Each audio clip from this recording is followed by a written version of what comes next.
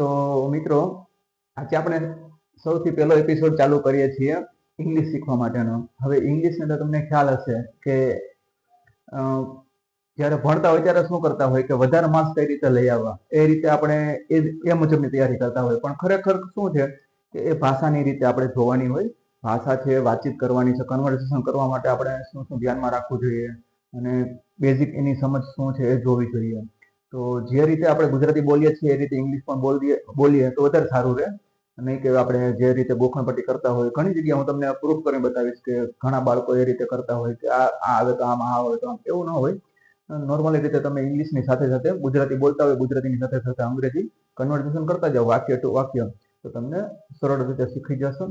તો આપણે જોઈએ કે સૌથી પહેલા જ આપણે જોઈએ એક બેઝિક પાર્ટ છે ABCD નો ના છે, એ પછી લેશું. કેમ કે જે લોકો ઘણીવાર કેવું બનતું હોય કે લખવામાં પણ ઘણા અક્ષર ખોટા લખતા હોય. ABCD ની અંદર ઘણા બધા અક્ષર હોય તો બીજી ABCD નો ઉપયોગ ક્યાં કરવો, પહેલી ABCD ના અક્ષરનો ઉપયોગ ક્યાં કરવો, એ બધી વસ્તુ માઇનોર હોય પણ ખરેખર બહુ ઇમ્પેક્ટ કરે. તો એ આપણે પછીના એપિસોડમાં જોઈશું. પણ આજે સૌથી પહેલા આપણે જોઈએ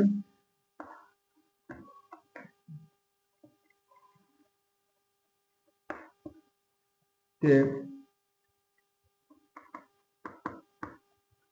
ત્યાં એક બિલાડી છે.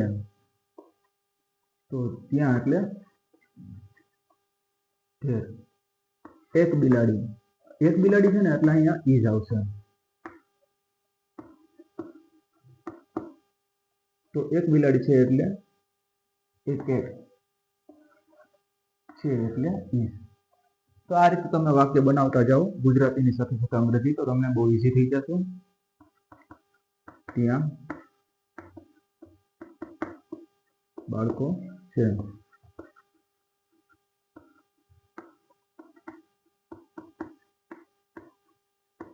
There are children. હા, તમને ખ્યાલ હશે, કદાચ ખ્યાલ ન હોય તો એક બાળક હોય તો એ ચાઇલ્ડ આ રીતે થાય, અને ઝાઝા બાળકો હોય તો ચિલ્ડ્રન્સ ન થાય પણ ચાઇલ્ડનું બહુવચન ચિલ્ડ્રન થાય. આ રીતે હોય એટલે મતલબ કે અહીંયા બાળકો છે એટલે આર આવ્યો છે. તો ધેર આર ચિલ્ડ્રન. આ રીતે તમે રોજના 25-50 વાક્ય બનાવવો હોય, પ્રેક્ટિસ કરો, એને બોલો આ રીતે, તો તમારી પાસે થાય ત્યાં